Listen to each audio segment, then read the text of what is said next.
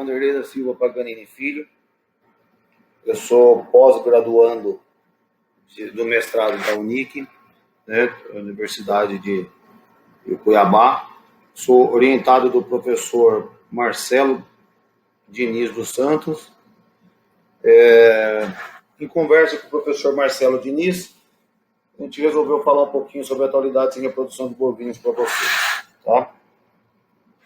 Bom, com relação à palestra, a gente organizou da seguinte forma. Vamos falar um pouquinho dos hormônios produzidos da forma bem rápida, porque a gente tem pouco tempo, mas só para relembrar, né?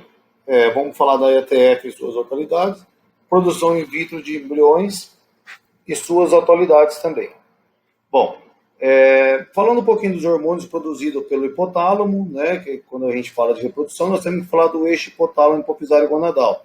Então, do hipotálamo, a gente tem a produção de GNRH, hormônio liberador de gonadotrofina, né, que é responsável pela liberação, pela produção e liberação de LH e FSH. Quando a gente trata de adenopófise, a gente pensa aí que tem que pensar nesses principais hormônios, que é FSH e LH. O FSH estimula o crescimento e maturação folicular, e o LH estimula a ovulação e utilização dos folículos ovarianos. Tá? Já nos ovários, a gente tem a produção de estrógeno pelo líquido folicular, né, que controla a secreção aí de GNRH, FSH e LH por feedback.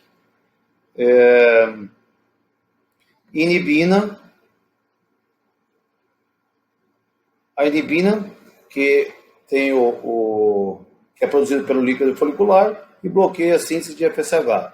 Tá? Progesterona, tá? Que é produzida no CL, controla a secreção de LH e mantém a gestação. Bom, quando a gente fala em eixo hipotálamo hipofisário gonadal, é muito bom a gente sempre lembrar dessa figura aqui, né, dessa imagem, que traz aqui para a gente, né, o hipotálamo, tá, a hipófise e a gônada. Então, quando o folículo está pequeno, tá, em pequeno tamanho, está sendo recrutado, primário, os folículos primários, produz pouco estradiol, estimula menos o hipotálamo, consequentemente a produção não é pulsátil de GNRH para a produção de FSH e LH. Aqui, quem está mais atuante é o FSH, porque está em crescimento folicular. Quando os folículos já passam a certo tamanho, a gente tem um aumento de estrógeno, né, por feedback positivo, ele estimula cada vez mais a produção de GNRH. Consequentemente, a gente tem uma produção de inibina, que inibe a formação aqui, a produção de FSH. Então, eu tenho um aumento do estradiol, por feedback positivo, ele estimula, né, a produção maior aqui de GNRH, consequentemente, a produção maior de FSH e LH.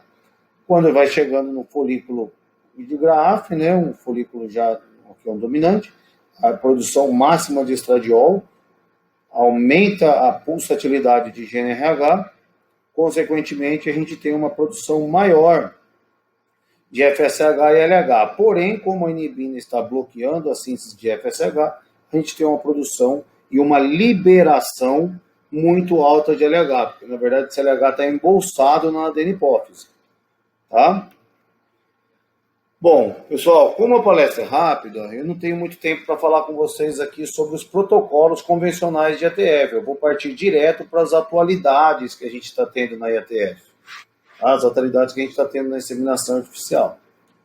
A primeira coisa que eu tenho que tratar com vocês é o grande dilema que é tratado hoje na reprodução, que é a diferença entre protocolos. Será que existe diferença entre deixar 8 dias o implante, deixar 9 dias o implante? Né? Será que existe diferença entre produtos? Então, aqui é o trabalho do Mingotti, né? Em 2016, ele publicou na SPTE. Esse trabalho está aqui, está bem elucidado. Tá? Foi utilizado Syncrogest, que é uma marca, né? Cider, que é outra marca de implante.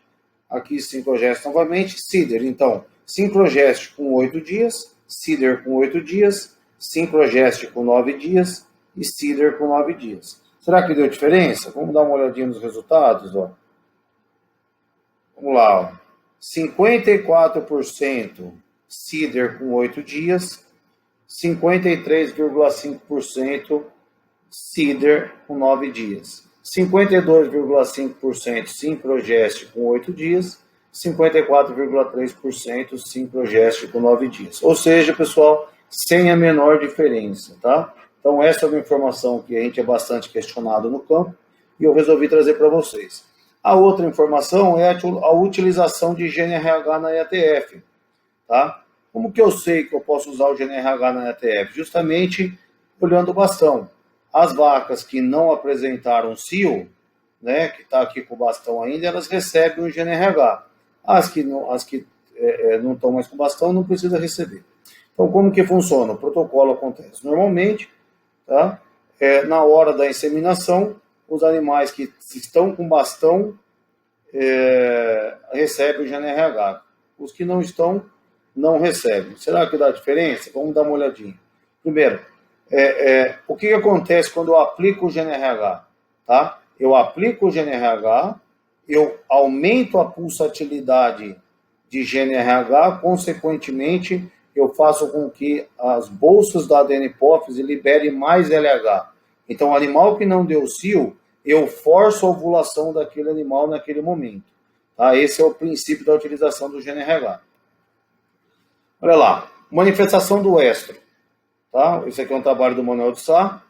Né? 43% não manifestou e 63% deu CIO. Vamos dar uma olhada nos resultados. Ó. Animais que não deram CIO e não aplicou GNRH tiveram 40,3% de prenhez. Os animais que não deram CIO e foi aplicado GNRH tiveram 47,3%. Ou seja, a gente teve um aumento de 7% de prenhez dos animais que não deram CIO. Ou seja, os animais permaneceram com bastão. Tá? Os animais já que apresentaram CIO, sem GNRH, emprenhou 65,5% e com GNRH 61,1%. Isso é um trabalho de 2009. Uma outra atualidade que a gente tem hoje na reprodução é a ressincronização dos animais com 22 dias. Como que funciona esse protocolo, pessoal? O D0 desse protocolo, ele é considerado a hora da inseminação. Então, ele é considerado aqui, ó, o momento da inseminação. Tá? 22 dias após, nós vamos colocar uma fonte de progesterona, um implante vaginal, no caso, e o benzoato de estradiol. Tá? Vai ser aplicado. Com 30 dias, vamos fazer o diagnóstico, as vacas que estão vazias são finalizadas, o protocolo, e inseminado no D32. E as vacas que estão prenhas, já vai para outro lote. Ou seja, com 32 dias da primeira IATF, eu consigo realizar 2 IATF. 32 dias para 2 IATF. Uma aqui e a outra aqui. Certo? Levando em conta que o protocolo tem que ser feito dessa forma. Então, vamos ver a diferença, né? Aqui eu não vou nem falar, porque aqui é só touro direto. Aqui é uma inseminação. Vamos trabalhar aqui com esses dois exemplos, ó. Que é uma ressincronização com 30 dias e a outra com 22. Tá? Então, a vaca pariu, 40 dias depois eu estou sincronizando essa vaca, primeiro IATF, com 30 dias após eu faço ultrassonografia e ressincronizo, faço uma segunda IATF, ou seja, com 40 dias eu fiz 2 IATF. Com o protocolo de D22, com 32 dias eu fiz 2 IATF. Tá? Eu ganho 8 dias lote, eu ganho 8 dias por lote na estação. Isso é muita coisa. Tá? Quem trabalha aí e acompanha sabe quanto que dá essa diferença de 8 dias aqui. Fazendo a mesma comparação aqui no gráfico, ó, um IATF com recinc com 30 dias mais touro, um IATF com recinc com 22 dias mais touro. Vamos olhar aqui no D30, ó. Tá? Então, com D30, considerando D0 a primeira IATF, não o implante, primeira IATF, no D30, o que eu quero mostrar para vocês? Que protocolo com D22 eu já tenho 70% de prenhez, enquanto os outros, tanto o primeiro IATF mais touro quanto o recinc de 30 dias, eu ainda tenho 45 dias. Tá? O protocolo de D30 vai chegar com 70% no D40, então eu ganhei esse tempo. com o protocolo de D22. Uma outra ainda,